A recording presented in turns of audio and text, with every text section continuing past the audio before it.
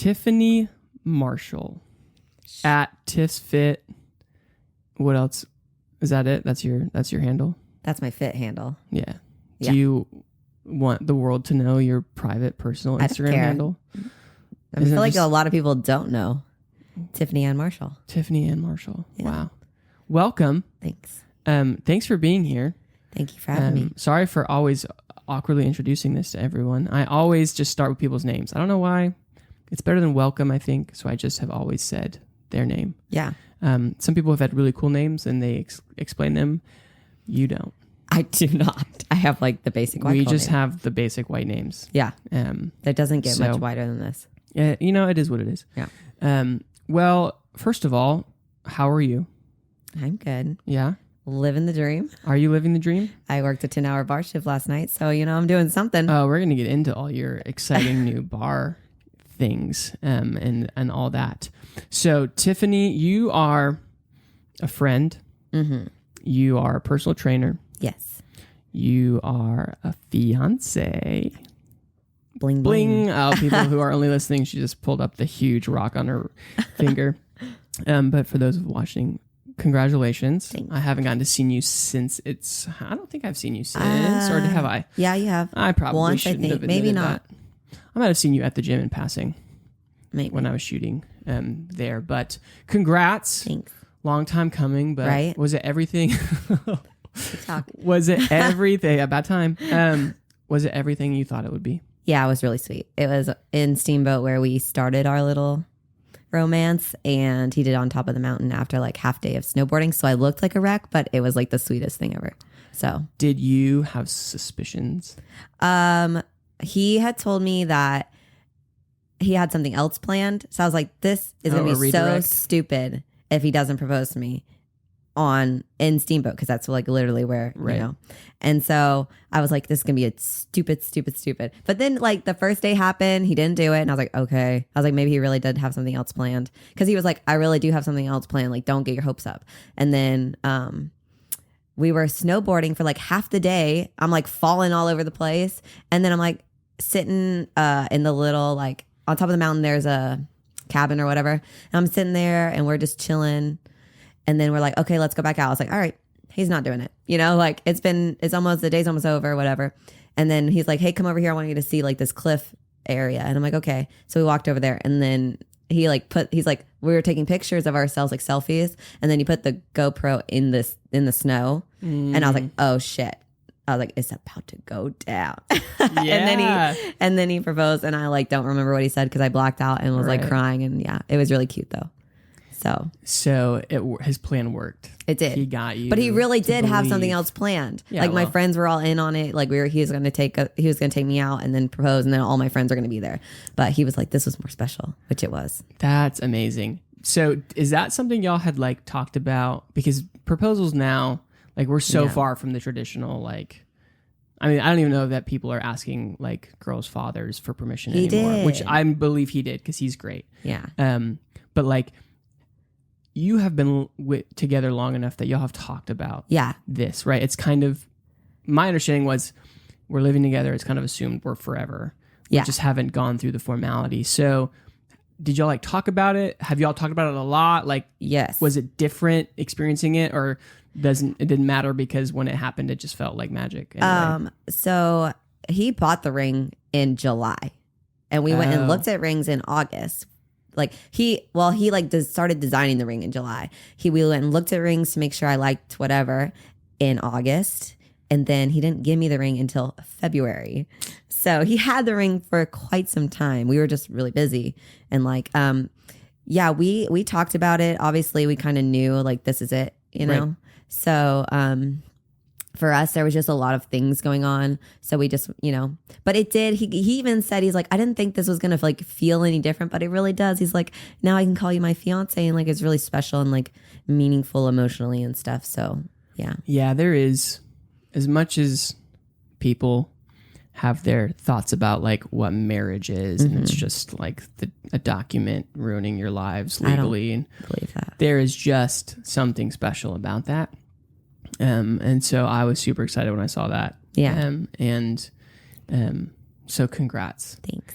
So tell me, what is it like to have actually secured like the true soulmate? Because there are so many people out there looking for their gym crush, looking for the person who not only is like the perfect human being for them long term, but also happens to be crazy fit, very successful in that same world that you're in. Yeah. Like, what's it like to be one of the few that really has that soulmate?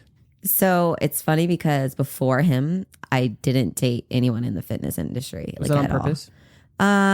I just don't like, not really, but like, it's just who I liked. Like I didn't, obviously I care about the way they look, but and I didn't. Health. Yeah. But it wasn't like, oh, you have to be a bodybuilder or anything like that. JD was my gym crush. I actually saw him like a year before, and he was in a relationship. So I was like, oh, well, that one's gone. Then COVID happened, and then I was in a relationship. We actually, he got out of his probably 6 months before I got out of mine, and then I was coaching for the team that he was on, and I was like backstage. I was more the female coach, so I wasn't like too involved with the guys, but I was backstage coach. So then I was like talking to him backstage. We like kind of hit it off or whatever, and then we talked at the dinner afterwards, and we were just like everything the same, and then nothing for like a couple months. Oh. And then and I couldn't really say that I had a crush on him because like obviously I was a coach at the gym, like but I had a crush on he was my gym crush. And then we all took a ski trip to Steamboat, and I got him a little liquored up and he kissed me that night, and it was and we just never left each other's side. But I think it was cool. I think I needed it because like to understand what I go through in a prep, he gets it. Like, and like we have the same habits. We have the same like routine pretty much. Like we both eat right. We both like go to the gym. It's important to us. So I think that like established good setting point to build a healthy relationship on because we have the same values, Right. No, I totally think that. And it seems like fitness people, and when I say fitness people, I'm meaning people who really have a community and not necessarily an identity, but kind of an identity around the gym, right? So their Instagram handle is fit or fitness or gym or something in that category. It feels like those people really don't look outside of the fitness world for relationships because it is such a specific lifestyle. Once you start taking it that seriously, that it kind of just, you need someone who is on board with that. Yeah. I mean, I see the occasional like bodybuilder who's like, I never see them in any, like their person in any of their like regular content. And then at show, they're like, posing with them or kissing or whatever. It's like, oh, that's your person. Yeah. And their Instagram is mostly business. And so they're not really putting like their personal life relationship. But for the most part, I feel like people in the fitness industry want fitness people. But it gets a little sticky. But it gets really sticky because people also hate that they get approached. Women seem to not love being approached in the gym. Yeah. And or feeling like it's their body that's drawing the attention. And so when they're in the gym working on their fitness in their body, that shouldn't be the like primary reason that someone comes up and talks to them, or at least that can feel a little more gross maybe than, hey, I love the dress you're wearing out at this, vineyard that we're all at. Yeah. What's your name? It's more like you're wearing booty shorts and like doing glutes, and now this guy's coming to talk to me. Like, that raises an eyebrow maybe a little bit more. Yeah. What do you say to people what do you tell people to do about their gym crush? Oh my gosh. Like, what are you supposed to do when you have a crush on someone? And by crush, it really just means, if you don't know them personally, you're attracted to them and you're impressed by their discipline, and you have shared schedules, and so it's kind of like the stars are aligning in your mind. Yeah, I mean, what do you tell people to do? I think it's cool to say like, hey, like, hi, I'm so and so. Like, I don't know necessarily that you should just walk up to them and be like, can I get your number? Right. But maybe just like start establishing like a friendship, or like at least like introduce yourself and like, you know, kind of like, I don't know, like, yeah. At what point in the gym, when should you say hi to someone? Because it shouldn't be during a set. No. Shouldn't be in between sets necessarily. No, necessarily. Yeah. They walk in with their headphones on. Yeah. They go maybe to the bathroom to put stuff up. Yeah. They come out with their headphones on. They go to the machines. They start their workout. They're done. They're tired and they leave. In that timeline. Yeah. What is the appropriate non-creepy way to establish or ignite an interaction with your gym crush? Maybe when they get there, and then maybe when they're like leaving, I guess. Or at least just like if you're like passing by and they're like resting during their set, I mean like in between sets, and you're just like, you say hello, but that's it. You know, that's how you can start being like, hey, like if you see someone all the time, you obviously like usually, even like me now, if I see someone at the gym all the time, I'm just like, hey, right. You know, and it's not like a weird thing, but if you do that consistently, then eventually you'll probably start being like, hey, how are you? Like, oh, what was your name? Like, you know, like that's how you can kind of. So you should start with eye contact from afar to just acknowledge. I don't think staring at them during their set is staring, good. But like staring, just like a acknowledgement. Yes. Right. You act like I to me, eye contact is better than leering at other things. Right. Yeah. So like smiling and looking at someone would be step one. I guess. I don't know. When JD would come to the gym, I ran to the office. So see, this is where it gets tough, because to me, I would think if a guy approached me as soon as I came to the gym, was he waiting for me? Does he know? Yeah, it could come off that way. Is this potentially too interested? When I'm leaving, is he now getting in the way of me moving on to my next thing? And he's kind of interrupting my schedule. Right. I think do your own thing. And then obviously, like, let's be honest, it's 2023. You're going to just slide into the DMs, I guess. Okay. Right? Be like, hey, I just want to let you know, I think you look really good, or like whatever it may be. Be like, yeah. Okay. I just want to introduce myself. Okay. So establish that you're not trying to be a freaking creepy gym dude, and you're not trying to ruin their workout or hit on them at the gym. But if you have a crush, you can say something. If they don't reply, don't keep messaging, get the hint, and then like just let it go. You know what I mean? Good. No, okay. So you're the first person who has actually said that. Yeah. Because I kind of think that makes sense. Right. Like, now, the difficulty is, how do you find them on Instagram? Or how do you, like, what is the appropriate level of intentionality without being a stalker? Yeah. I mean, girls are FBI agents, let's be honest. So we're going to find you no matter what. Right. But, so y'all will find us. Yes. But rarely send the first message. Right. So as a guy who has a crush on a girl in the gym, and the problem is guys probably have 5 gym crushes because they're just they just have a crush on whoever they think is attractive. Right. Like what's a healthy way for a guy to say, hey, I would like to meet you, get to know you, and also not be interrupting the goals that you have when you're in this space. So a good thing to do is just be like, hey, at the gym or whatever, if you get a moment, if there's a moment, the opportunity like arises, be like, hey, I want to just introduce myself. I'm so-and-so, and then get their name, and then be like, all right, nice to meet you. And then maybe go home and look them up at the gym that they, followers or whatever. Yeah. And then be like, okay, found them. And then message and be like, hey, I didn't want to interrupt your workout or bother you, but I thought you were really attractive. I would love to take you out sometime. No hard feelings. Like if you're not interested, but I hope you have a great day or something. Like that would be acceptable and respectable and not creepy. Do you think most of your female friends would agree with that? I think there'd probably be some that would be like, I can't believe this guy went and found me on Instagram. Of course. But right. I think that you got to look at it through you want someone fit. They want something fit. If you're not attracted to them, that's fine. But you can't be mad at them because it's not your type. Like, right. They were looking in the appropriate places. Like I get messages sometimes. I don't get very many messages from people, honestly. You just kind of scratch your head with your left finger and be like, hey, buddy. Oh, look at this ring. Yeah, I do. I'm like, no, I'm kidding. No, but if someone asks like, oh, are you single? Or, they make a comment that I'm like, ooh, you know, right, yeah.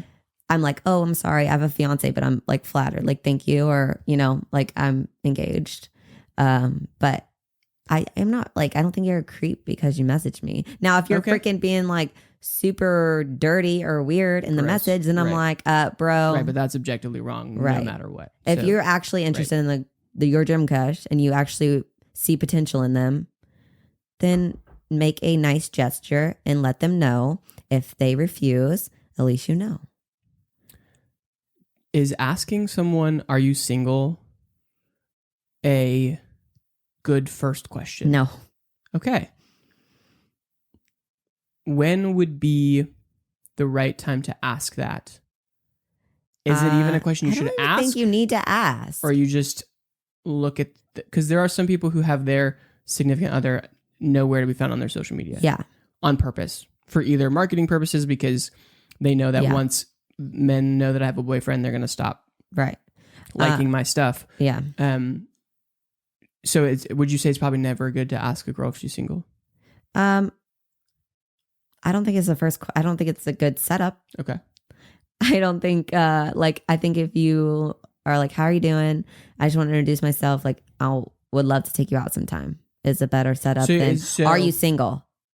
Okay. So just initiating the invite. Right. And allowing them to say, actually, I'm in a relationship, so no.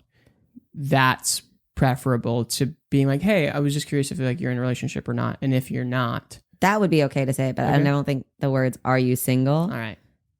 Is very endearing. The words matter. Yeah. Gotcha. Right? Don't you think like if someone's just like, are you single? Well, men. Then you kind of feel like, well. We don't tend to have the awareness of emotional context with language. Emotional intelligence? Yes. So we are kind of like, I have an objective and I want to understand, I want to figure it out. So like clearly if a guy's coming up to you, most likely it's because he wants to initiate potentially a romantic relationship at some point. So the first thing you have to know, is this even an option?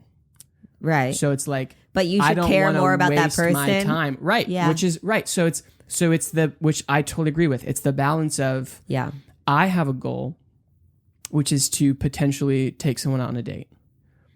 But I have to remember that what I want is not as important as their emotional experience in the process of me trying to achieve that goal. Right. So just because the reason I'm talking to you is to find out if you're single or not doesn't mean that I don't have to be aware of your emotional context, and I shouldn't make assumptions that you appreciate or prefer direct communication, because some women are just like, just get to the point. Just like, what are you talking to me? Are you talking to me or not? Because I don't want to feel like, I don't want to like have this kind of fake friendly conversation for 3 weeks. No, I think it should be established what your intentions are fairly soon. But I think if text... How soon? That's the question. No, but I think if you text a girl and you're like, hey, how are you? I would love to take you out sometime. Like, she knows your intentions right then and there. If you ask her on a date. Yeah, but if that's your intention, let's have that be your intentions, you know? Okay. Would you be friends with someone if they asked you out on a date and you said no, and then they continued to engage as a friend with you? Yeah, be like, oh, I'm just really not interested. Like, as long as they don't keep pushing it. But like, yeah, I mean, they didn't know. It's not necessarily like, as long as they respect that I'm in a relationship and that I'm, like, let's draw that line. Obviously, I'm not going to go and hang out with them alone. Right. Like, let's be real. Like, that's not. But if you say hello to me at the gym and like and you're in the same room as the same people, I'm not going to be like, nope, don't talk to me because you hit on me. You know, like that would be silly. So you would be open to being friends with a guy, even if your first interaction was him trying to date you? Yeah, but not, maybe not like... Or would that kind of color the entirety of the relationship moving forward, where you always have extra boundaries up? I don't think we would be besties. Yeah. Friendly. But you also probably should... Friendly. Especially when you're getting... Well, I probably shouldn't say this. No. In my opinion, you probably shouldn't be making male friends when you shouldn't have a best friend that's a guy. Yeah. If you're married, like in my opinion, yeah, I get to have one female best friend. Yeah, and she's going to be my wife. Yeah. Well, JD is my best friend, and then I'm not going to get to be best friends with girls. Yeah. We can have friends. Yes. Together. Yes. And I will have best male friends who I need as my kind of brothers in arms to live life with and complain about life with and all those things in a way that my wife won't be able to do that because there's just the difference there. But I'm not going to have emotional vulnerability and intimacy with other women once I'm married. I mean, like once I'm in a relationship, then obviously those things change too. Yeah. But especially when you get to that, marriage place. So yes, obviously you're never going to be besties.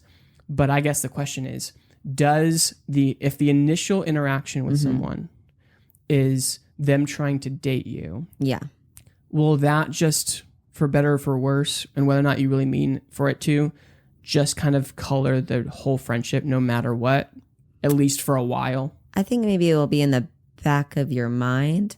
I don't know how close you'll get as friends, especially in my situation. Like if I'm like engaged, like I'm not like looking for male friends really. Like I'm cool. I'll be cool with you. Like we can be acquaintances. Right. Like all of my close guy friends know JD. Right. Like they which is good. Have met him. JD knows them. There's no like I'm still not even like hanging out. I'm like go and hang out with, so and so, like, but there's also, it's different when you're in a relationship where the trust is strong. There's not like an ounce of my mind that thinks JD is going to go and do something stupid. Even if he's with someone one-on-one. I know he feels the same way about me because he knows that I'm like, no. I like cut that shit off. Right. Like there's no, even like when I'm bartending too, I'm like, no. Yeah. And he knows that. So he doesn't work. But that's something you have to, if your relationship struggles with trust, maybe that's something that you have to cut dry and be like, nah, I can't be friends with other. Right. But also. Interesting. Why is there no trust? If there's no trust, should you be in that relationship? Right. Well, that's a sticky conversation because a lot of people would say you should be able to do whatever you want to do. And if your person doesn't trust you, that's on them. No, I think you should be able to do what you want to do and respect your partner. Right. But what I have heard a lot is there are some things that are objectively not disrespectful. And so even if it bothers someone, you should still be able to do it because it's fine.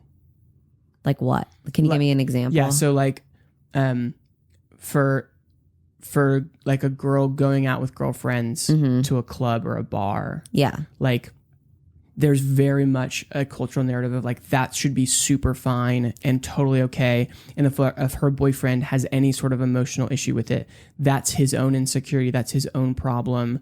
And she should be able to do that. And just because he doesn't like it doesn't mean she's being disrespectful. I mean, I am. So I think I have my own thoughts about that, but without putting my own 2 cents into that situation, that would be an example of a lot of people would say she's allowed to do that even if he doesn't like it. So she's not being disrespectful even if it bothers him. And so there are people who would say, I can go get lunch with my coworker one-on-one and I'm not jeopardizing the relationship. And so if that bugs you, you're the problem. Your insecurities are the problem. And I don't need to be considerate of that because objectively nothing's wrong with it. Yeah. Because I'm not cheating on you. We're not doing anything. We're just talking, hanging out. So like, that's the interesting thing of, is it how someone feels or are there like objective rules that you can play by? First of all, that should be communicated in the beginning of your relationship. That's huge. Your values should align. If I want to go out with my girlfriends, JD has no problem. If he wants to go out with his guy friends, as long as he's not doing something stupid, which I have already, like, if I say, here's the line, buddy, and you cross that line, then we have issues. Right. And I let you know what I'm comfortable with and what I'm not comfortable with. Right. Can he do that with you? Yes. And we've had that. He knows. Right. Yeah. And that was the only time that I was like, I almost left because I was like, no, we're not playing this game. I told you specifically that I was very uncomfortable with that, and I would not appreciate that, and that would hurt me, and you did it anyway. Right. That is not okay. Does he have things like, has he communicated things like that to you? Where he's like, hey, I would really prefer you not do these things, even if those things by all kind of objective standards would be fine technically, but for him it's just like, hey, I don't want you to do those things. No, not really. But like, I mean, just work a lot and like, you know. Right. Sometimes you don't need to have those boundaries. Right. But I mean, if there was something, then it would definitely be a conversation. Yeah. And obviously, like, you need to respect your partner, and you need to decide, is that something that I can actually do, or is that something that I'm not willing to give up? Right. But yeah, like, I should be like, I think like, as long as we have trust, and like, say my girlfriend's calling me up and like, will you go out with us? I'm like, yeah, but JD already knows, like, hey, nothing gonna happen, because I'm like, get the hell away from me. You know what I mean? Like, I've instilled so much trust in him. Right. Maybe not in the beginning. Maybe he would be worried in the beginning, but you have to allow yourself also to let your partner show you that trust and earn that trust. Now, it gets sticky when you lose some of that trust. Yes.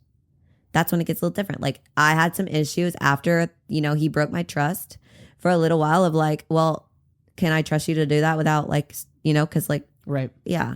So yeah, it's communication. Obviously, it's all communication. You got to set your boundaries. What you're okay with is what you're okay with. What you're not is what you're not. And don't, like, a lot of people are like, oh, it's fine, it's fine, it's fine. Even though I said it wasn't fine in the beginning, and then now I'm just compromising my boundaries because of them. That's the issue. Right. You got to stick to your guns, you know? And like, deal with the consequences. Or it's not going to work. And that's why, like, so many relationships are, you know, not successful or toxic. And yeah, so you got to stick to what matters to you and what your boundaries are, and that'll build a healthy relationship. Yeah, and you also have to know what they are outside of your feelings for someone, because your heart is a fickle and deceitful thing. Yeah. And as much as we love to be like, follow your heart, like, your heart will ruin your life. Yeah.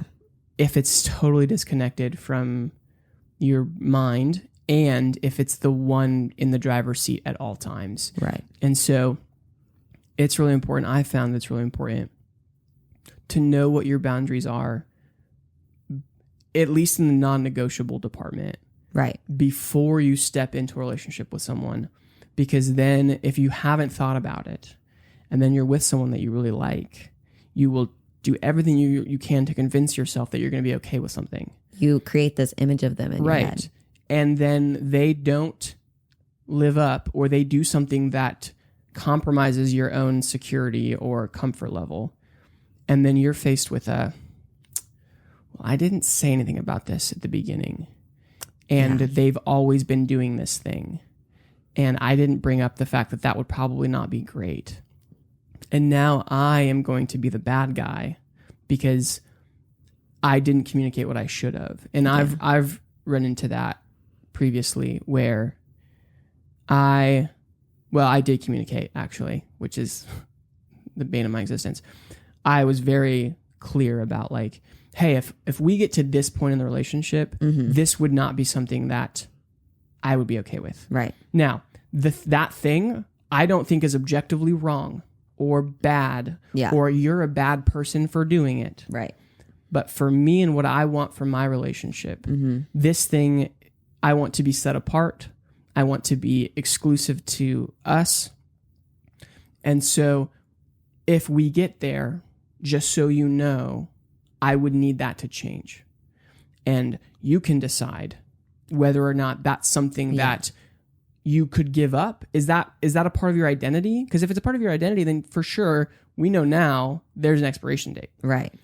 But if this is something that you just do because you've kind of always done it, and it doesn't actually matter to you, and you want to be respectful of kind of some of the things that I'm looking for, and you're willing to make that change, then great. But that's your decision to make. I'm not trying to say, like, if you go into something wanting to change someone, like, it's not going to work. Yeah. No. But all I can say is this is what I would need. Right. This is what I would want. And if you decide that you don't want to do that, I'm not going to be like, okay, well, then you're gross. Goodbye. I think you're trash. It's like, oh, well, then it just is going to be too hard for me. Like, I won't be able to live comfortably in this relationship with you choosing to have this habit that makes it really hard for me all the time. And also, it's hard for me and you're choosing to do it anyway. Yeah. And so, having those. And so I was very clear about like, I need to get this out of the way before. And also to say, we can still continue to hang out and go on dates and you can be doing that or not doing that. That's your decision. Yeah. And I'm not going to be like, I'm never going to date you unless you promise right now you'll never do that thing again. Yeah.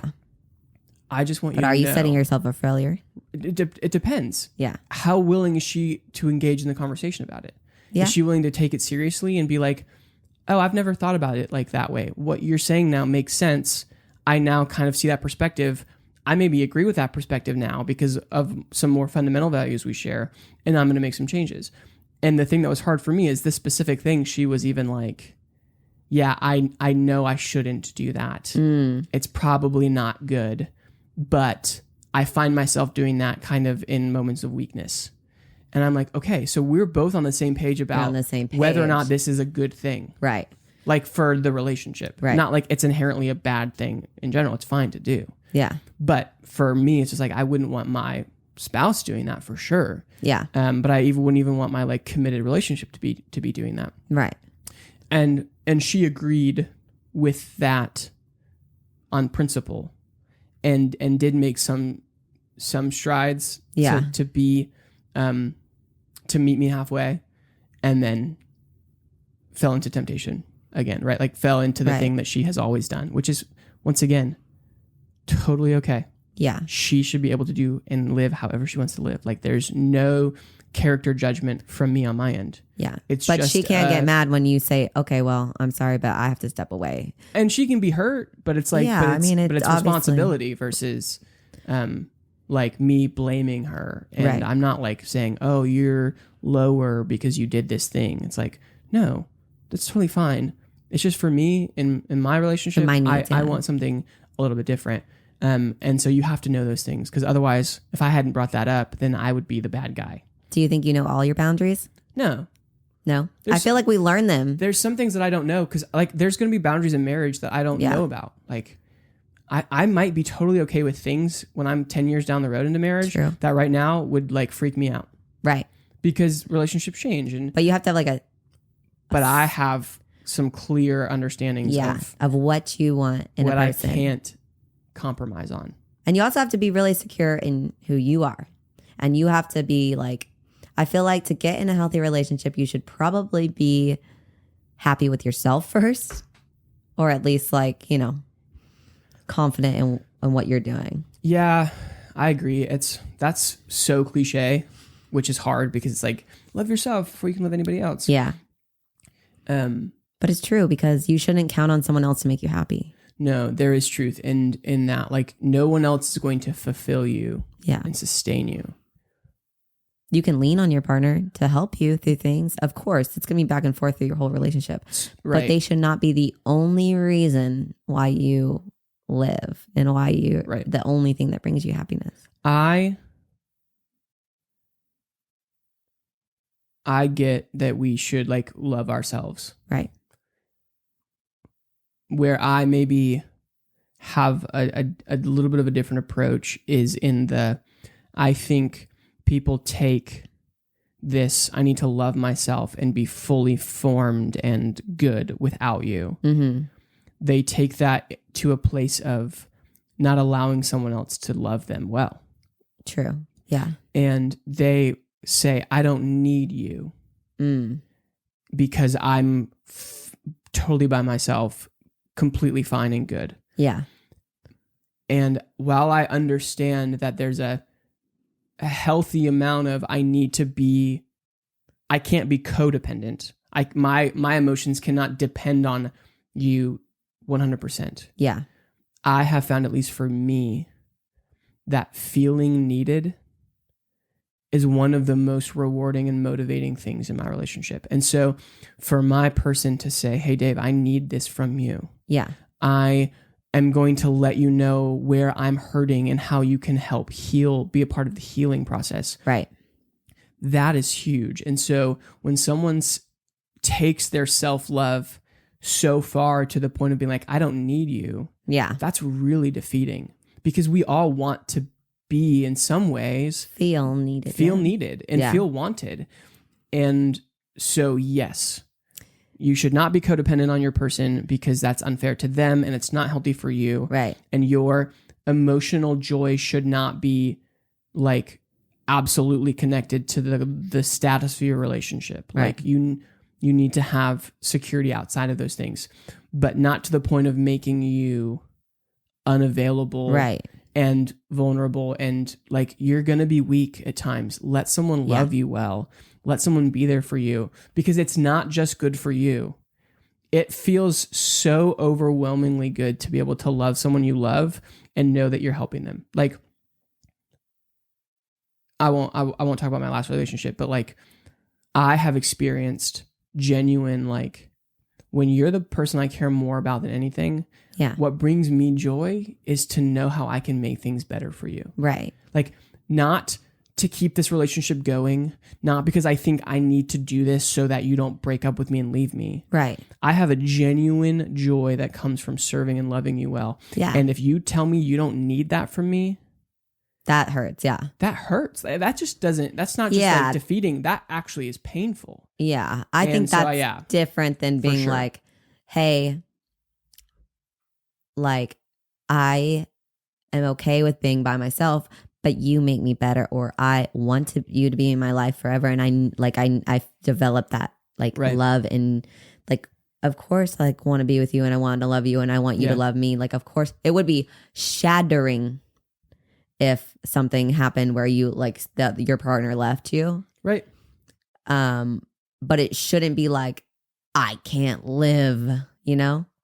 Right. Like, I don't know. Does that make sense? Like, 100%. To me, there's like the difference between what's true and then how you present it. So this would be the example. I'm going to see, and you're going to see, people who are more attractive than your spouse out in the world. Mm-hmm. There's just no one who's going to be absolutely perfect and better than everybody else.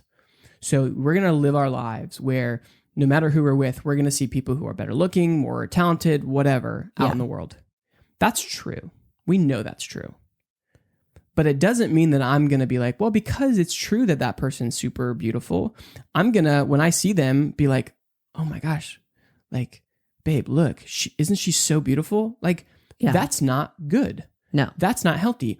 I am still going to tell her, you're the most beautiful person that I've ever seen in my life. Yeah.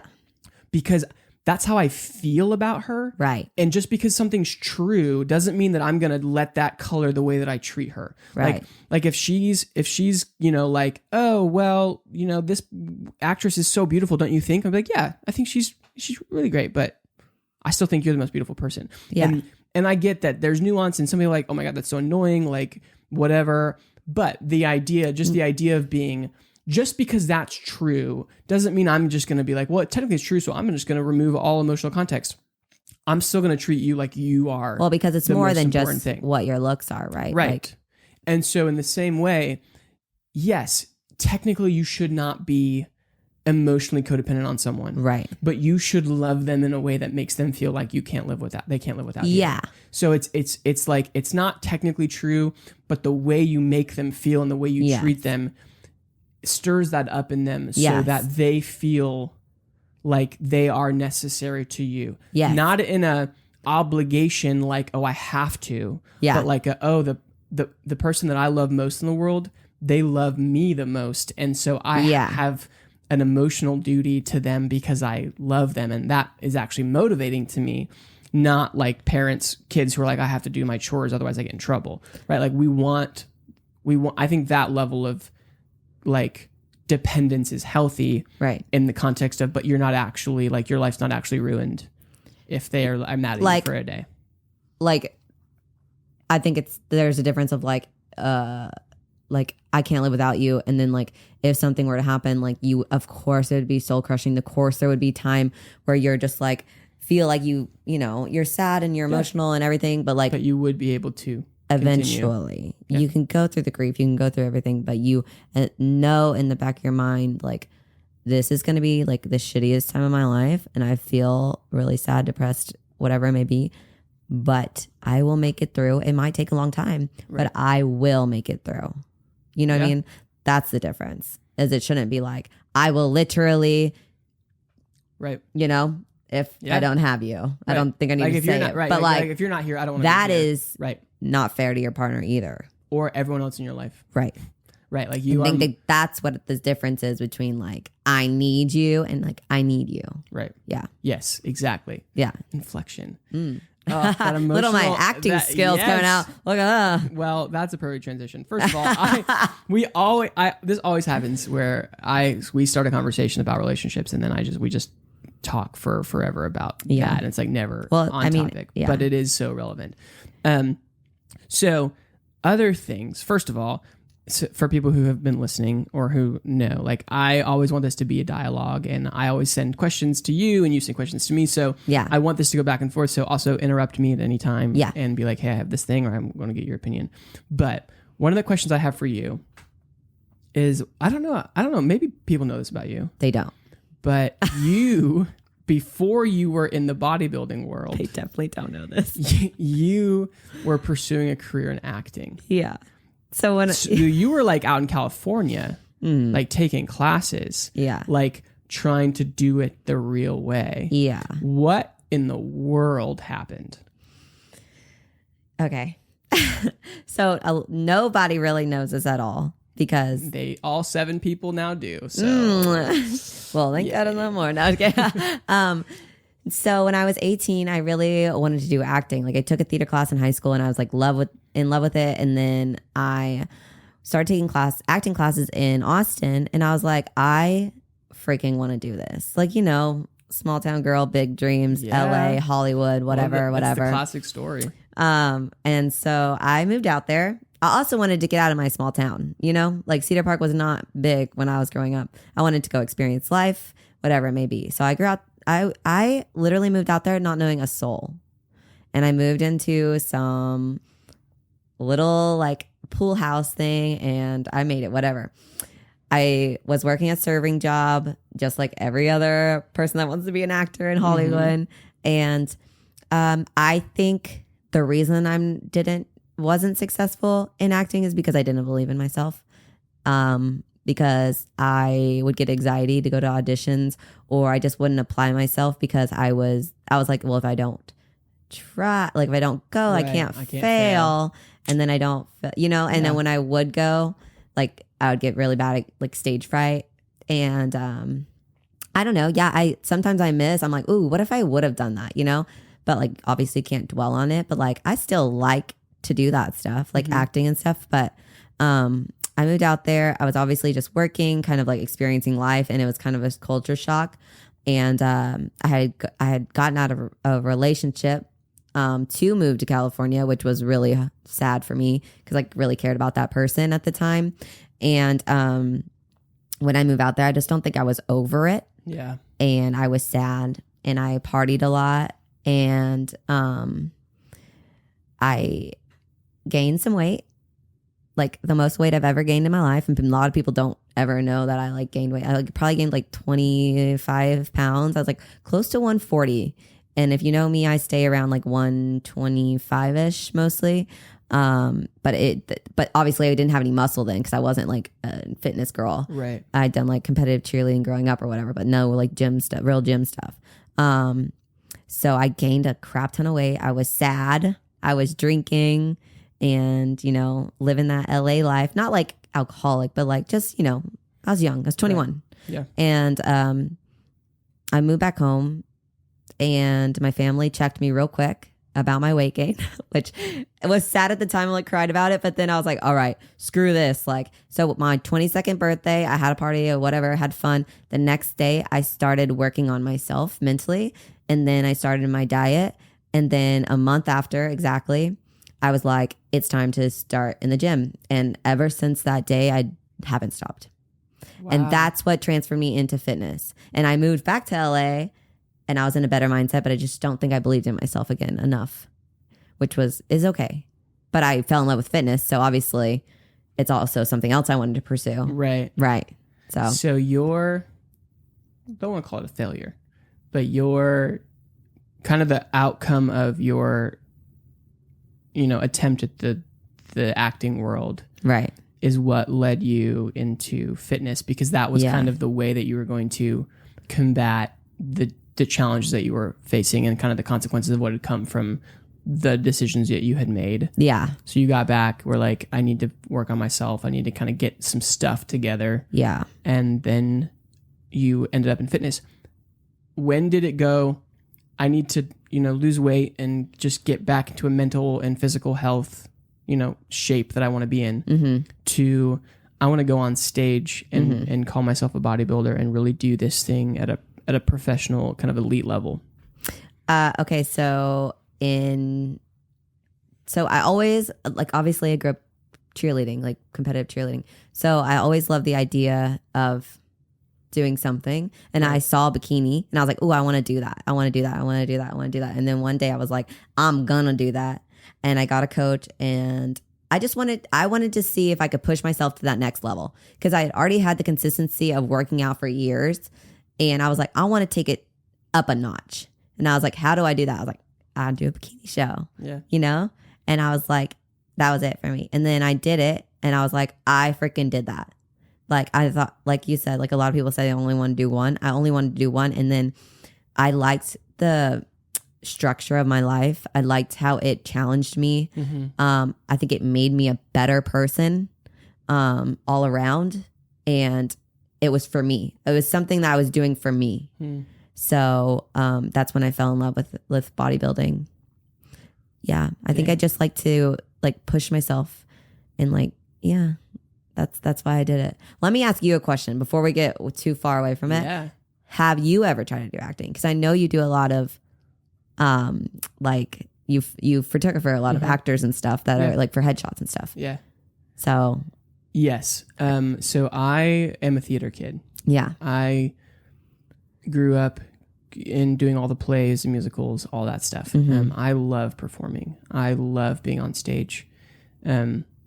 And for a while there, especially in high school, I was pretty convinced that I would study acting in school and college and do the thing. And I had a lot of conversations with my parents, because obviously they were like, had concerns, not just like, oh, you're never going to make it because you're not talented enough, but like, what's the heart of this? Like, do you love the craft, or do you love the idea of being famous? Do you love the work that it takes to do it, or do you just like the idea of other people liking you and being attracted to you and being a fan of yours? Right. And I did some YouTube stuff in high school, and even in college, I did like live streaming, and I would like sing on streams and make music and post videos and things. And I had like a little taste of like what it's like to have fans. Yeah. And I loved that. Yeah. But before I got to college, when I was thinking about, okay, well, what do I want to do in life? More than anything, and this has been true for me since I was probably 8 years old.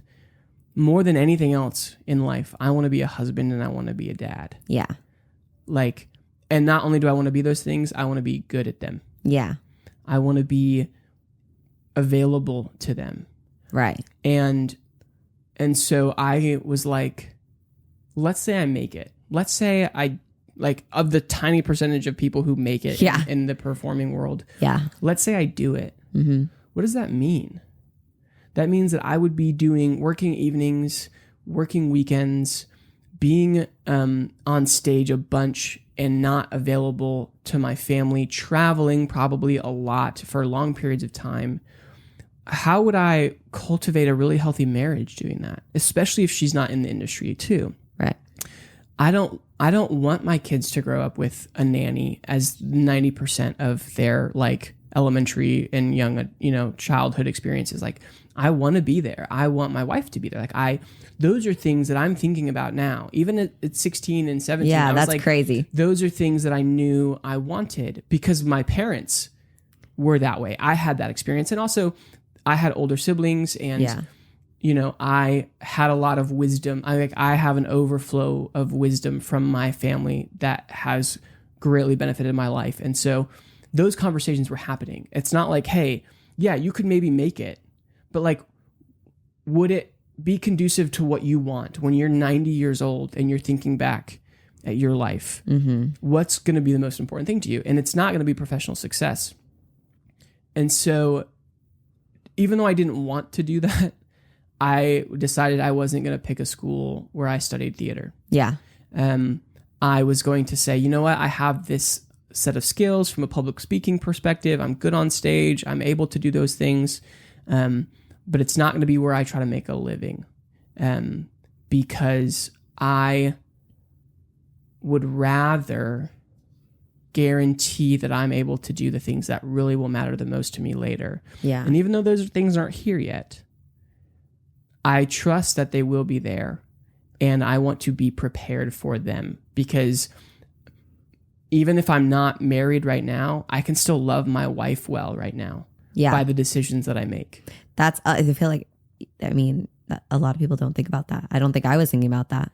People, no, they don't think about that because I had this thought the other day.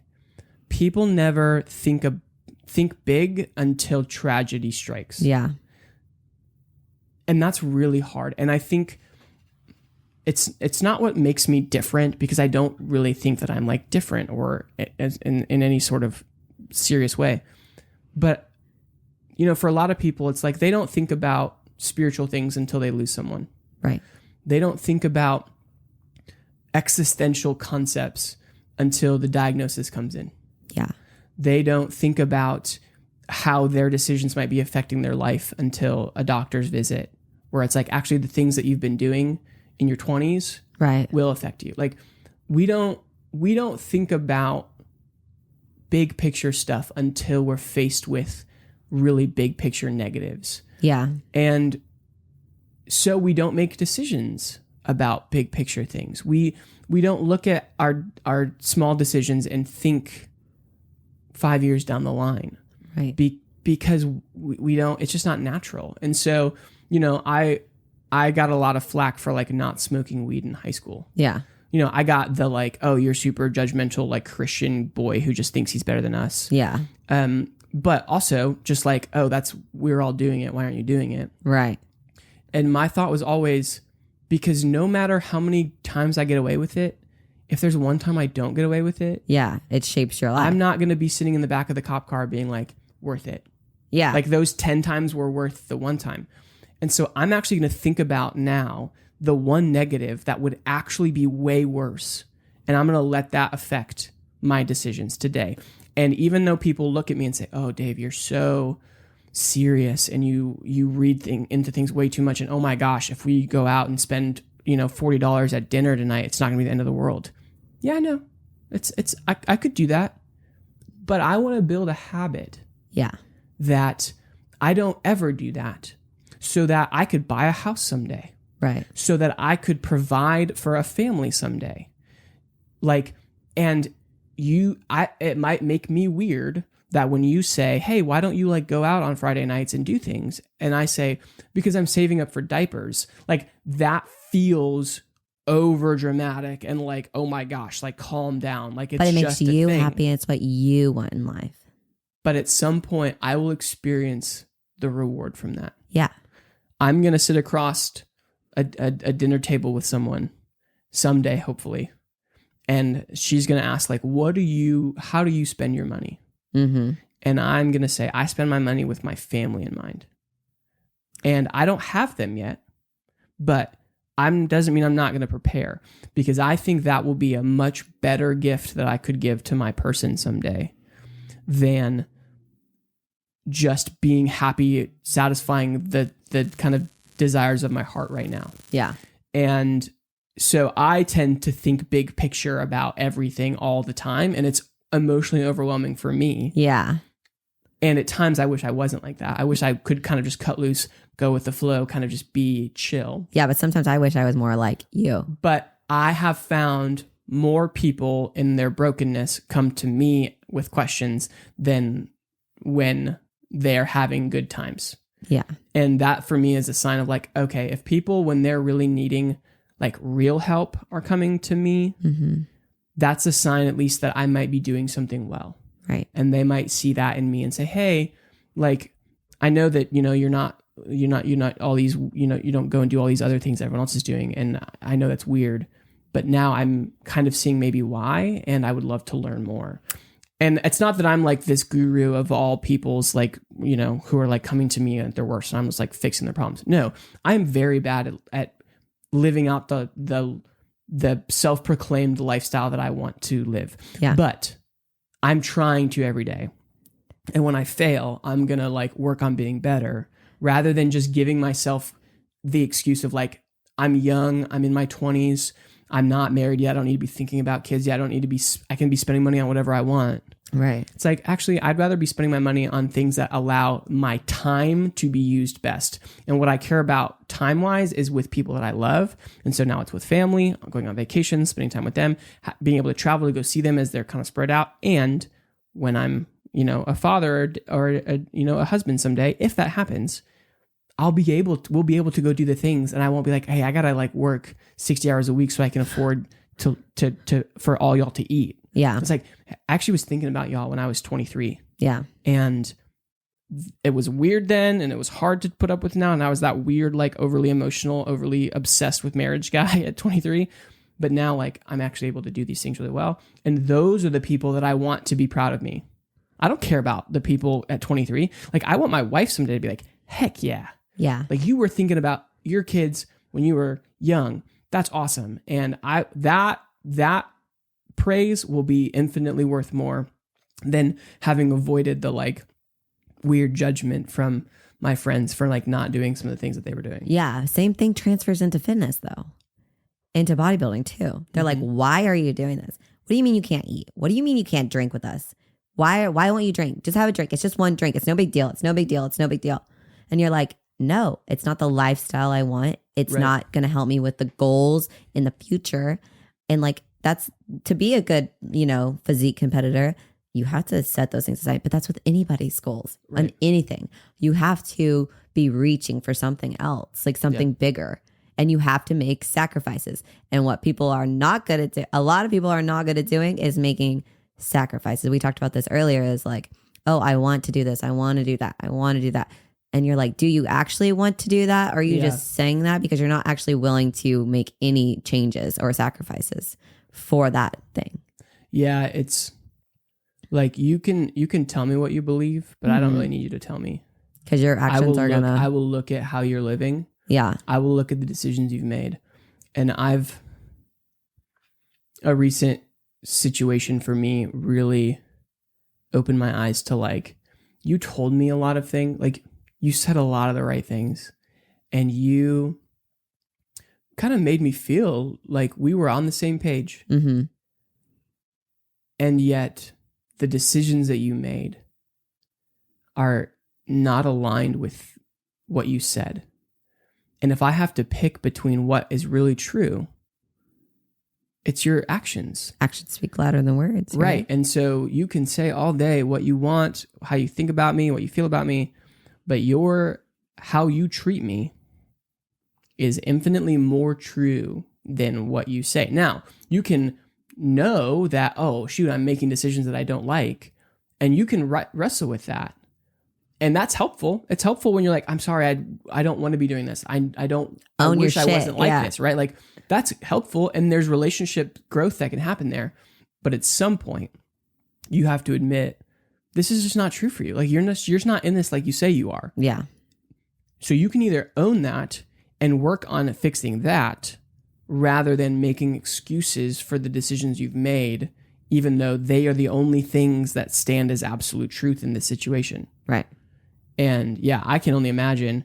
I mean, I run into a lot of that with people reaching out to me being like, hey, I'd love to work with you and I want to set something up, and then disappearing. I can only imagine with like personal training clients and things where I'm sure you get a bunch of applications where people kind of start the conversation, and then as soon as they start thinking about the time, the money, the investment, there's a bajillion excuses. Just disappear. But that's the thing. If you actually want to do it and you actually want to see changes, you will make time. If you actually want it, you will make the sacrifices. And you know that as a photographer too. And we all struggle with it. I'm not saying that I'm perfect and I'm like, yeah, I do everything I say I want to do. Like, I'm not perfect. I am guilty of those things as well. Right. And it's a hard mindset. I'm not saying it's easy.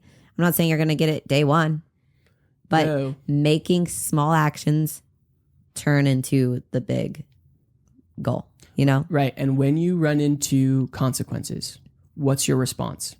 It's my fault or it's someone else's fault. Yeah. And so, like, for example, when I,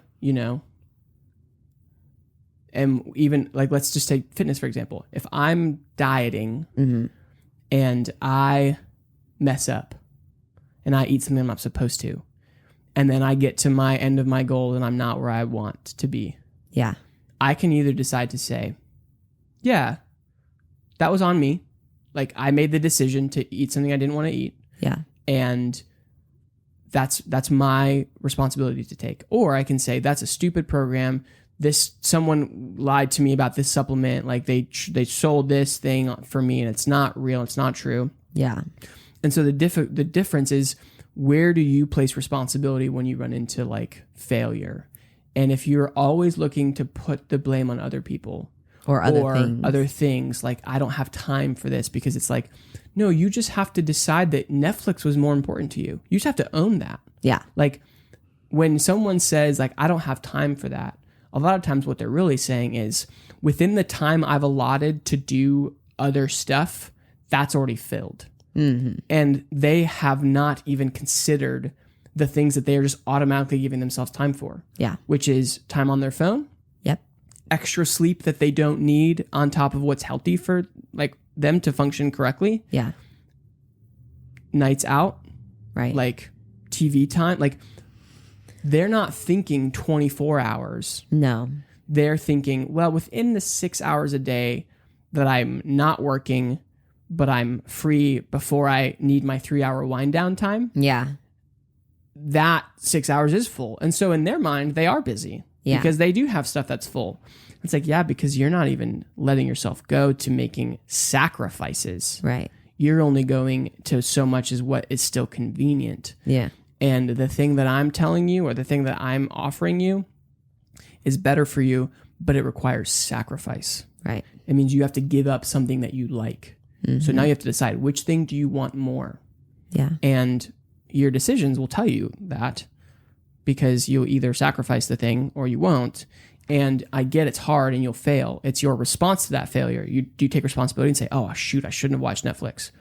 Like, at 5:30 in the morning, when you're like, oh, I don't want to get up and work out or go do the thing, is your response, I shouldn't have stayed up so late? Or is it like, oh, I can do it later today, and so I'll just go back to sleep and make up some potential option that's not actually real to avoid taking responsibility for the decision you made. Right. And that's a hard conversation, because only you can have that with yourself. Like, you're only going to get mad at other people if they're like, I'm sorry that you're like, you don't want to pay for these training lessons, but like, when I see you post Dutch Bros 4 times a week on your like story, that's $50. Yeah. Like, I'm not saying that you shouldn't get Dutch Bros or get fancy drinks. Yeah. But like, you could have given just that up and this would have been taken care of. Right. But you can't like call people out on that, because that becomes petty and people don't like that. We've all been there. I've probably done that. Yeah, you know? For sure. Yeah. And it's like, okay, I made the decision to indulge. And so I just have to know that that's on me. Yeah. And then it's a lot easier to deal with, versus if everyone else is to blame, or everything else is to blame, then why would you like change? You're just going to be mad at the world and just be mad at this circumstance. It's like, the system's broken for sure. Like, it's hard. Like, it's not always going to be easy. So play by the rules of the game, or complain about how the game's rigged. Yeah. And see no success. Like, sure, you can say you wish it wasn't like this, and maybe it shouldn't be like this. Mm-hmm. There's a lot of things that should change, but that's not a reason not to start or to do something. Right. But anyway, the next question I have for you. Okay. So bodybuilding is very focused on physique. Yeah. Very focused on celebrating your body. Mm-hmm. we're also in a beauty culture that's celebrating bodies. Right. But it's also condemning anyone that objectifies other people. Right. Right. And rightfully so in a lot of ways, right? No one should be objectified and treated like their only value is their physical beauty. Right. So that's true. As a woman in bodybuilding, mm-hmm. has it been hard to balance the like, I'm trying to build a physique that has some sort of objective standards and I'm being evaluated on my body. Yeah. Like objectively. Mm-hmm. And the navigating the subjective world of beauty. And has that been hard for you? Have you run into like, well, pursuing bodybuilding has brought a lot of attention to my body in ways that I wish it wouldn't? Or what has that experience been like, and has it been a challenge? So for me, I feel like I look at more of it as like, of course I want to be fit and I want to look good. I want to feel good for me. And it's hard work, you know? And I feel like a lot more people respect you when you work hard for it. And you're not just like, I don't want to say it the wrong way, but like flaunting it just for flaunting it. Like you're for like, attention. This is what I worked for. Right. Like this, like when you this didn't come from nothing. Right. So when I get like, there are some men that are going to say some things that are appropriate. I'm like, thanks, I worked really hard for it. Right. You know, like they're like, oh, you have a really nice ass. I'm like, yeah, I worked hard for it. Like it didn't come from nothing. Like whatever. And then I brush it off. I don't get a lot of like DMs or anything from men objectifying me. Of course, you're always going to get a little bit, but I don't know. Maybe I don't know. Maybe you can chime in on this. Maybe I don't give that vibe out. I don't know. Like I try to keep it to where I feel comfortable and I like show my body, but I'm not like inviting that attention in, maybe. Yeah. I'm going to be real diplomatic in my response to this because it's an impossible thing for me to talk about. Yeah. I guess I would say what I hear is that intention is everything. Mm-hmm.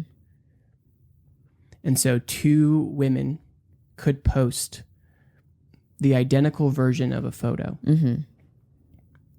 where they're wearing the same thing. Mm-hmm. And one could be doing it to genuinely celebrate their fitness success. Yeah. And one could be doing it as a thirst trap to get their crush's attention and or just likes and, you know, people to be desiring them and communicating that. Right. So it's impossible to know what intentions are from social media.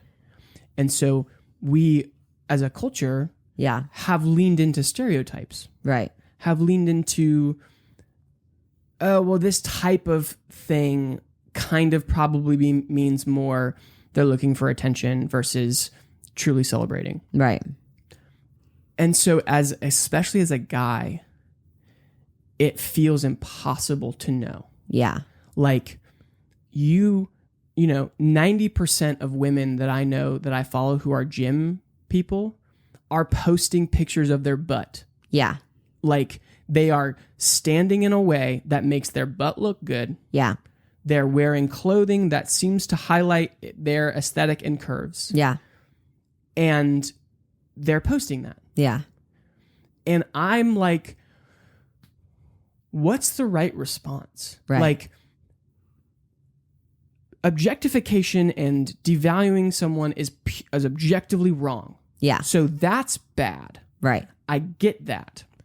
I have no issue with like, obviously you don't make some sexual or inappropriate or gross comment or anything like where you are saying my desire for you sexually is more important than your human being, like your value as a human being. Right.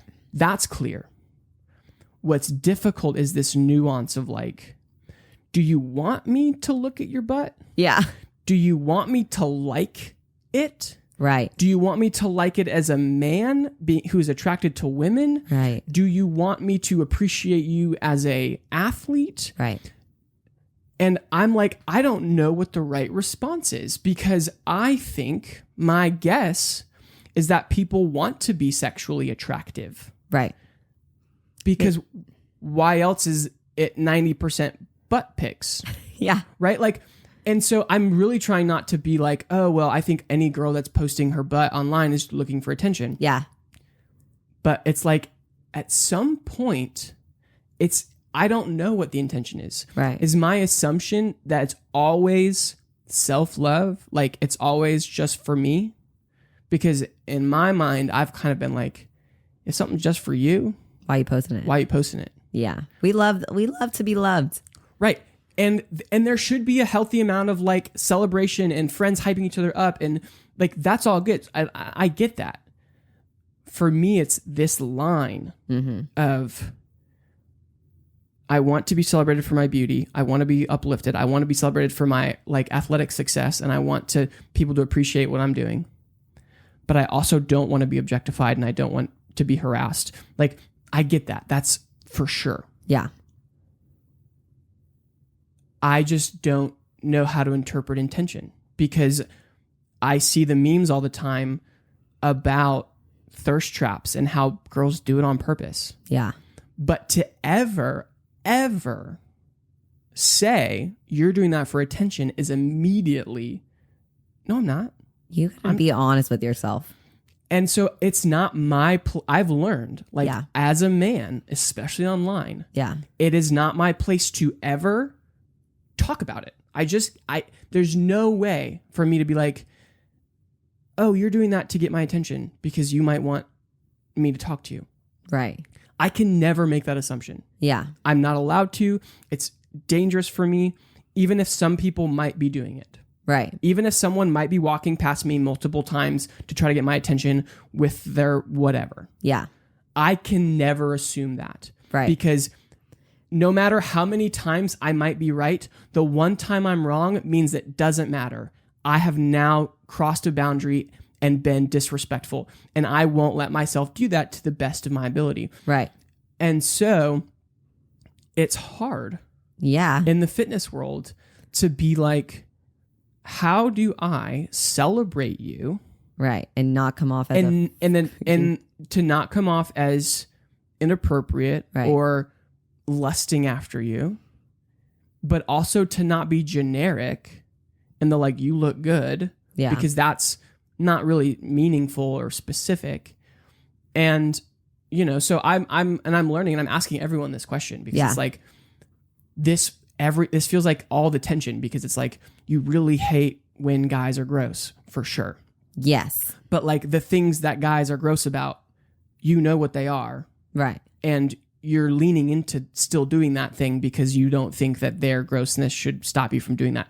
100%. Right. For sure. Yeah. Like they are responsible for their response, no matter what you're wearing or not wearing in a post or whatever. But like, also, we're all here and we all are in this world, and we kind of know how people work and navigate. Yeah. So like, I want to have empathy, and I want to be respectful, and I want to understand, but then I'm also like, yeah. Have you met, like, do you go out in the world? Like, do you know how it works? Yeah.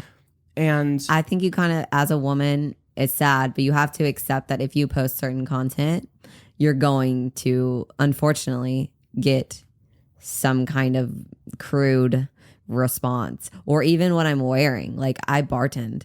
I wear short shorts, and I get fucking comments. Is it fucking annoying? Yeah. Am I like, oh yeah, I love that you commented on that. Right. But then I'm just like, whatever. You know, that's not who I'm with. Yeah. That's not the man that I wanted, but that is our harsh reality. So if you post online and you get nasty comments, delete them. And like, I'm not saying like men are going to be men and there should be no consequences. I'm not saying that. 100%. I'm just saying you can either like change your content, or if you know that you're posting what you're posting, be like, I know what I'm about to endure. At least know what you're setting yourself up for. You know, unfortunately, in our culture, no, it's not fair. Like, it's not, but it is unfortunately, it is part of the culture that we live in, especially on social media, when you can't control who sees what. But if you are trying to, then you can do a better job at it. But I mean, yeah. And once again, I like, it's dangerous. I'm not surprised that you don't get as many DMs maybe as some other people, right? With physiques as quality as yours are, right? Like you've worked so hard for it, and you've obviously had a lot of success. Because for better or for worse, there are types of things that when you post them, it will invite. Because even if you didn't have this intention, 4 other people did have that intention. And so when a guy has 4 experiences of someone inviting that type of attention with that means, they are assuming wrong for them to do. Yeah. But real. Yes. And so there are ways of, I think, celebrating success in a context that communicates what the intention is more clearly. Yeah. Like posing in your bikini, right, is the same surface area in terms of what's exposed as a bra and underwear. It is 100%. And yet you wouldn't probably post a video of you walking in your bedroom in your bra and underwear in the same way. Because it's context. Because the context matters. And I'm not trying to be like, you should do this and you shouldn't do this. Like, post what you want to post. Yeah. Whatever you are comfortable with. But understand the world that you're navigating. Yeah. And so if you are doing something that the emotional context has implications, whether or not you think they're fair, right, whether or not they should be there, right, they are. Yes. And you should know that. Right. And so I won't say that. Just please have that understanding. Awareness, yeah. And awareness. Because I will never go to bat and defend men on whole for anything like that. But I do think there's a lack of awareness because men have no idea what it's like. Yeah. To have the world not only think they're beautiful, but explicitly communicate to them regularly. Yeah. Because even the men who are super attractive, like women don't communicate their physical attraction in the same way or to the same extent that men do. Yeah.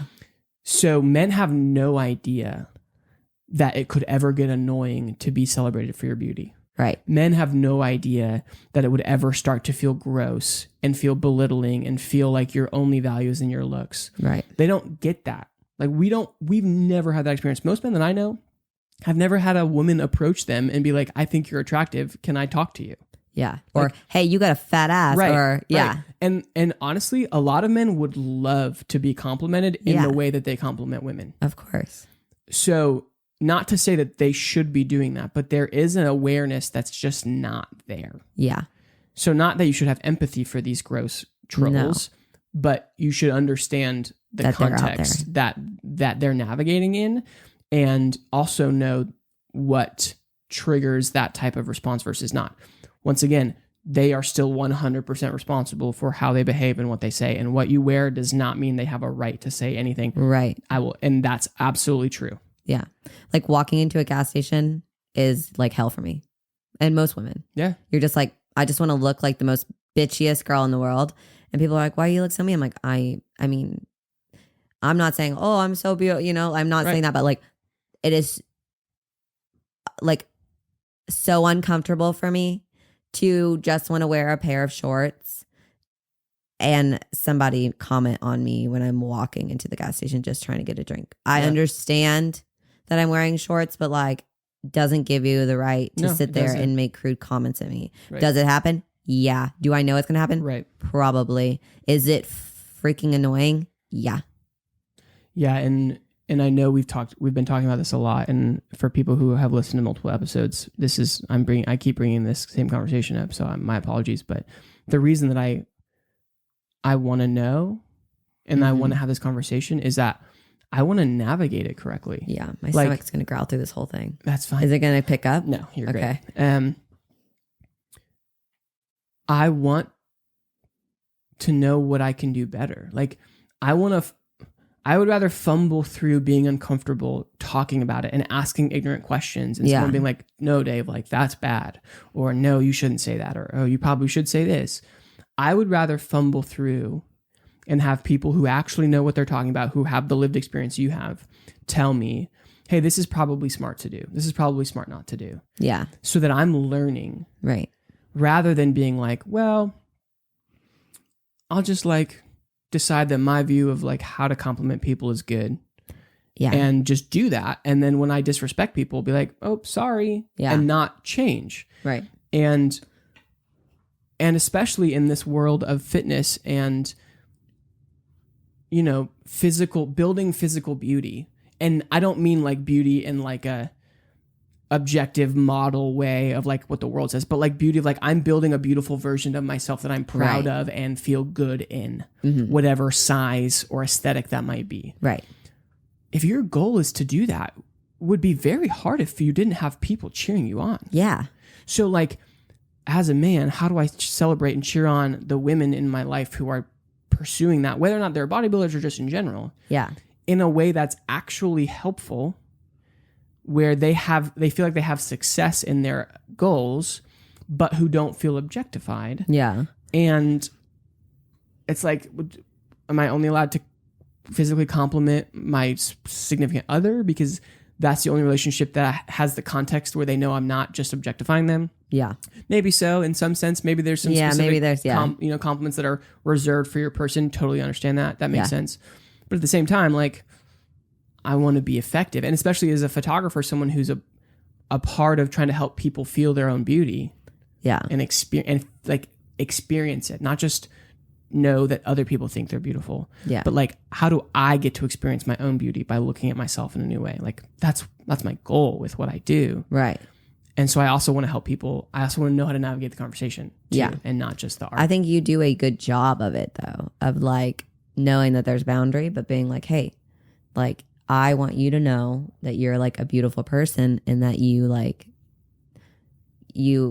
work really hard for your goals and it shows. And like, there's just like, if you're genuine, it comes off the right way. Right. If you're like, damn girl, I see you been hitting them squats, your ass looking fat, or, oh, you know, that is not genuine. Right. That is, and it's so hard nowadays because there's a culture out there that likes that shit. Well, and I'm not that culture, but there is a culture out there that does. There's a culture of like, each your own. That's what girls say to other women. Like that language, that specific language is what I see in the Instagram comments. Yeah. And we wonder why men are like, well, why can't I say that? Right. Yeah. Like, but they're seeing it. And like, we all know, of course you can't say that because it's different coming from you. And it's different coming from a girl because we're not sexualizing you. Exactly. Maybe. The assumption is the intention is to not do that. Right. Right. And so when it comes back to intentions, the assumption is it's not, and it's friendly and it's humorous generally. Right. Because the idea is we kind of all actually do want to be that sexually attractive to everybody, but we don't ever want to have to face it. Like we want everyone to think that, but never tell us. Yes. But want us around and like us that much, but also keep it, you know, private so that I don't feel uncomfortable, but I also want you to think it, right? Like we're kind of all in that space. I don't know. I don't want guys to think that about me. I'm like, please don't. Well, actually. Right, because you know what it would lead for them to do. Right. Right. So like if you could be beautiful to all people on earth and you know that everywhere you went, everyone thought you were super beautiful, you'd be like, yeah, I'll take that. Like, that sounds like a pretty good experience. Don't we all kind of right? Exactly. Like, we like to feel good. We like to feel good about ourselves. Right. There's no reason you. Sorry, but let's be real for a second. If you're competing, you like yourself. You like to feel good about yourself. You like to look good, and you like to think that other people think you look good. Right. You know, like let's be honest. Right. So this is my question. I asked another fellow bodybuilder this question. Okay. And I'll also stop asking questions if you have questions you want to ask. Okay. But so like you pick out an outfit every day. Mm-hmm. You look in the mirror and you say, "This looks good or this doesn't look good." Mm-hmm. And you kind of make a decision about like what you're going to wear out in the world. Yeah. Do you think it's possible for you to have 100% success in your experience based on how you look and how you present yourself out in the world. And what I mean by that is all of your friends look at you and say, oh my gosh, you look amazing. This looks great. Your romantic partner really celebrates you romantically, or like your gym crush is attracted to you, and you win there, right? So you're beautiful to your friends and they all compliment you. You're beautiful to your romantic interest and they have a extra kind of compliment for you that makes you feel good, and you win in that way. And then you also avoid any sort of gross comment or objectification, but you still are beautiful to everybody. Mm-hmm. Do you think it's possible to hit all those things when you go out in the world? Or do you think in order to be attractive and be looking really good for my person, I'm probably going to probably means I'm going to get some comments at the gas station? Or is there a world in which the situations that you put yourself in, I mean, unobjectified comments are almost like unavoidable. Walk into a gas station, right. Walk into a grocery store. You can't do normal day things without being objectified. That is the truth of no matter what. Like, even if you were in a freaking sundress, it doesn't matter. Like, you know. But I think the thing is, you have to do it for you at the same time, right? Like, I am fit and I want to look good for me, and it makes, I'm sorry, but the world, like, there's a study that if you're fit physically and you look good and you take care of yourself, you're more likely to be successful in your work. Yeah. Because in most areas of life, yeah. I'm sorry, but the human race judges you the first time they look at you. And if you look like you actually care and like you take time to work on yourself, you're probably going to do better at your job. And that's just like facts. Right. Right. Like when you see someone and their hair hasn't been washed in 5 days or, you know, whatever, and they don't take care of themselves, they stink or whatever. Hygiene, yeah. Do you think they're thriving in life? Right. What's your first idea? They're probably not thriving in your life. So it's all about how you present yourself to others. Right. Right. So, but there are some things that you just can't control. But you can control how you look and how you feel, and yeah. Yeah. And your efforts. That's the big thing is you can control how much effort you put into it. I agree. I don't think there's really a way in which you can attempt to be beautiful to all groups and also avoid any of the negatives. There's always going to be someone that doesn't think you're beautiful, though, or doesn't. And there will also be people who as long as I feel good, I think I look good, I feel comfortable, right? Then that's what really matters. You know, the extra attention, love it. You know, we all do. No matter how much you say, oh, I hate it, I don't like anyone to look at me. Like, let's be real. Yeah. Like, you want someone to be like, oh, you look good. You know? Right. It feels good. It just needs to be the right person in the right way. Yeah. Which is the impossible situation. Because how do you know if you're the right person? Right. Because I've talked to a lot of women who are like, how does he not know I like him? How does he not know? Like, I'm giving him all the signs. Right. And like, what in the world? I'm always going next to his machine. Like, I'm putting myself in the position. Maybe you're not the one, though. Right. And it's like, and he might be like, in a million years, I would have never assumed that you would want to be with me. Right. Or pick someone like me. So I never thought that I would be the person that you want. Or, you're never going to be the person that I would want to be with. Right. Or you're not my, kind of preference in terms of what I'm looking for. Right. And, for me personally, I felt like in my last situation, I felt like she is so far out of my league. Like, there's no way that I would be the type of person that she would say yes to. But that's in your head. Right. And there was a moment where I thought maybe I was like, who I was going to be enough to not be what I thought she would actually want. And I let myself believe that it was, and I just don't think it was. I do think that there is a version of her life and her relationship that needed to look a certain way. Mm-hmm. And I just didn't fit that. Like, I don't fit that. And that's okay. Like, it's okay to have your preference. It's okay to want the bodybuilding gym rat person who looks good next to you. And you can, if that's something that you want, that's okay. Yeah. And I would have never, I would have never in a million years thought that like she would have ever had any interest in me because of what she looks like and what I look like and what I think the rules of the world are. But that's your insecurity showing. But that's me that's me putting an assumption on what I think her personality is, and who knows. Now I was more right than I should have been. Yeah. But at the same time, like there was a moment where I think I did have some of her time and attention and affection in a special way, however brief. But yeah, it's like sometimes people don't know. Like it's like I want the attention from certain people, but they don't know who they are, and I can't tell them. And if I get attention from them, that's a win. Mm-hmm. But if I get attention from them, that's a loss. And when I get the loss, I'm complaining about how the world sucks. Yeah, and when I get a win, I'm like, see, I was smart. I did what I was supposed to do. Yeah, but you can't be mad at people for being, you can't like shit on people for thinking that you're attractive, right? Because you don't think they're attractive, or because you don't care if they think you're attractive. Now, if they're coming at you like vulgar and being nasty, that's different. But if they're coming at you being like, I think you're really cute, be like, I'm flattered, thank you, not interested, but thank you, right? And it's not that like, but you don't be like, look at this ugly dude hitting me up, like that's like, right? Okay, well maybe you don't think that they're attractive. But like, they do. They think you're attractive. So if you're going to be flattered by that. Yeah. Because there's people in the world that don't, even if you're like really freaking pretty, there's some hot guy that you think is hot that doesn't think you're hot.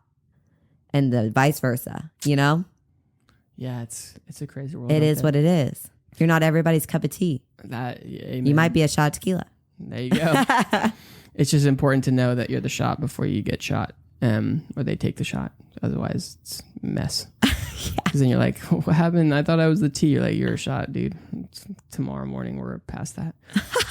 Okay, so we've been going a super long time. So before we wrap up, I do want to open up if you have any final last question for me, you can ask. Ooh. Let me look. Because I wrote about a bunch of them down. Well, you can answer as many as you want. I know that your stomach is ready to eat some din. Yeah, do you hear it? So, it's terrible. Well, yeah, so if I don't eat by, I know that you have to eat it on times. Yeah. Well, we're at 2:30, so you can ask all the questions. I'll answer anything, but I wanted to make sure that I still leave room for you to ask away. Let's talk about a little bit about your Christianity, because I feel like because I'm a Christian too. Yeah. And I feel like a lot of that doesn't get talked about anymore. Yeah. So do you ever feel like your morals conflict with like the work you want to do or the shoots you want to do? Like, cause like, let's be honest, like bodybuilding doesn't really, the old school Christianity, like, well, you shouldn't be showing your body. You know what I mean? Like, do you ever feel like your morals kind of conflict with your photography and stuff? Or the way that you view things? Yeah. That's such a good question. And it's something that I think about and talk through a lot, because fundamentally I never want to compromise on what I believe to be right and to be good. My faith ultimately comes down to my relationship with Jesus. Right. And I love that. And him knowing my heart and me knowing my heart. Yeah. And to me, obedience is about intentions. Like there are things that are objectively wrong to do. Yeah. And then there are things that it depends on why you're doing them, that really will dictate whether or not it's healthy for you to be in that space, right? For some people, having a couple drinks is not putting them in any risk of doing something dangerous or leading them to decisions that would be really bad for them or unhealthy or destructive. Right. And then there are some people who, like, if they have one drink, it will automatically lead to another drink and a lot of decisions. And so the like wise thing for them is to abstain totally because of what they know would happen. And so I say that to say, like, I am still regularly working through, like, where's my heart for things? Yeah. Because what I love about what I do is the impact it has on people's lives. Yeah. To be able to give someone something where they look at it and say, I've never felt like this. Like, I'm looking at myself and I've never felt the way about myself that I feel now looking at these photos. Yeah. That's profound. And I love that. And I think that does so much good for people to find that joy. Yeah. But at the same time, my core belief is that your value is ultimately you're made in God's image. Like, your beauty is not your value. Yeah. But God did give you this body, and it's a gift, and it's meant to be cherished and meant to be recognized as the ultimate creation. And so I find myself in a position where it's like, how can I help people find joy and comfort in their own skin? Right. And also be respectful of boundaries, guarding their heart, guarding my heart, making sure that I'm not doing something that I shouldn't be doing, and vice versa. Right. And also, like, am I contributing to beauty culture in a negative way, or am I contributing in a positive way? Like, right. And it's kind of an impossible thing for me to know in some sense, because what if the beautiful photo I take of someone that makes that person feel really amazing, when they post it, someone else looks at them and thinks less of themselves? Yeah. Because they don't have a photographer or whatever to take their photo. Like, that's an impossible situation for me to know. And so I don't want to be like, well, I can't help you because that might hurt someone else, or vice versa. So for me, it comes down to, like, am I loving people well? Yeah. Is the craft that we're doing respectful and clear and transparent? Yeah. What are the boundaries that I know I won't do? What are the boundaries that, depending on my relationship status, would be smart to do and not do? Yeah. And so for me, I don't really think about my faith conflicting with my work creatively as much as it just conflicts with trying to navigate culture. Yeah. Like, what I believe in a lot of ways is counter to what the world says is good. Yeah. And that's hard, because I don't really want to win arguments. I want to love people. Yeah. I think I look at the way Jesus lived his life, and he wasn't getting into the weeds of rules and doctrine. He was serving those who needed to be served and healing those who needed to be healed, and loving people and pointing them back to the truth. Yeah. And that's hard to do in this world where people want to, like, get you on, specific topics or debate things. And it's like, I'm wrestling with those things too. Yeah. Like, there are things that I don't know how to reconcile with, like, what the Bible says, and then what, like, I feel. Yeah. And then I have to remember, but what I feel is very small. And if God is real, and if this is true, then he's going to know more than I do. Yeah. And when I don't understand, or when I don't agree, that doesn't mean that he now is wrong. Yeah. If he's real and he's right, then he's real and he's right. Yeah.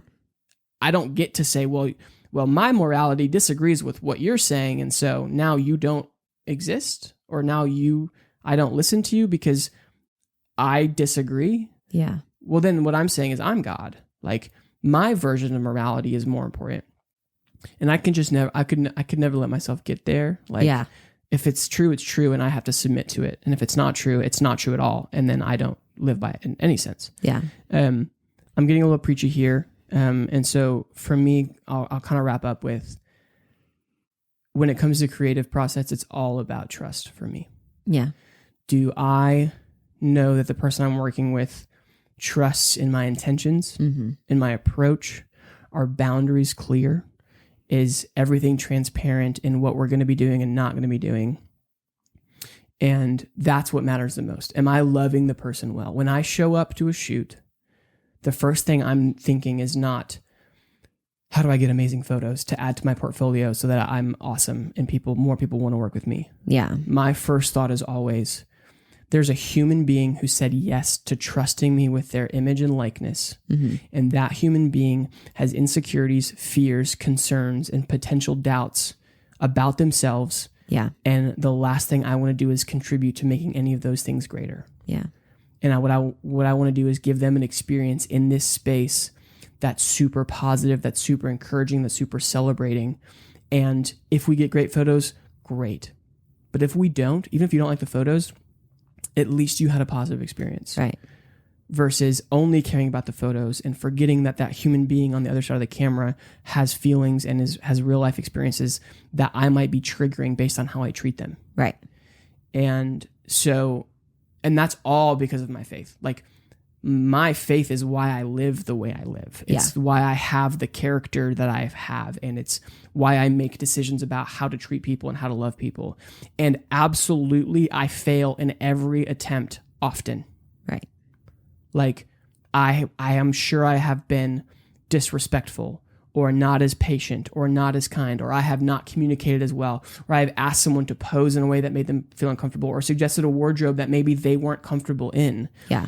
And I'm going to do everything I can to always try to be better. Right. And you know this, I am really communicative on the front end of like, what are we doing? What are we not doing? But even then, it's like, well, maybe I didn't think about these things, or maybe some other things came up. But your heart's in the right place. And as long as I feel like the people that I work with trust that when I fail, it's not because I was trying to be manipulative, but it's because I genuinely didn't know. Yeah. I'm good with that. I'm good with that space. I'm willing to do that. But that's really my approach. And so, that's what I care the most about. And hopefully that's what I continue to do in my work. And when I stop doing that, I should stop being a photographer. Yeah. I like that. Cool. Well, thank you so much. That was a great question. Thank you so much for being here. I just have to say, you are so great. Love you. You're great. I know we don't get to hang out a lot and you've got busy schedule. We didn't even get into the bar goats. It's okay. Situation. And so we'll have to sit down again. Yes, we're going to do that again. I'm trying to get people scheduled to come back. But you are a really good example to people of balance and big picture thinking of life. And hey, I can be awesome in this way, but also do other things. And I can excel in athlete, like in bodybuilding, but not sacrifice my relationships and things. And, people should do what they need to do. And if they need to, remove relationships to pursue goals, like I get that. Yeah. I just think you're a really great example of how to find a good balance. I try. I feel like I still fail at it, but I am I'm encouraged by you in that. Thank you. And so I don't get to tell you that a lot because we don't run into each other often, but when we do, I'm always very encouraged by you. Super happy for you and your, upcoming nuptials. Me too. I'm really thankful for you and thanks for being here. Well, I'm thankful for you and all that you've done for me, and you have opened me up to more like being comfortable with my own body, and like photography make it easy. And I love the conversations that we have because they are like meaningful and not surface level, which is really hard to find nowadays. Like even before this podcast, like we were talking just without cameras. Like it's not just for right. This is about this moment. If nothing else comes out of this, if all the cameras break and fall and die, this was still meaningful. It's a true conversation. It's it's like nice. It's a breath of fresh air to actually have like a real, genuine talk with a friend about real things that we feel. Well, I love that. And I'm super thankful for you. That camera is about to die on battery. So we're going to wrap this up, but you're the best.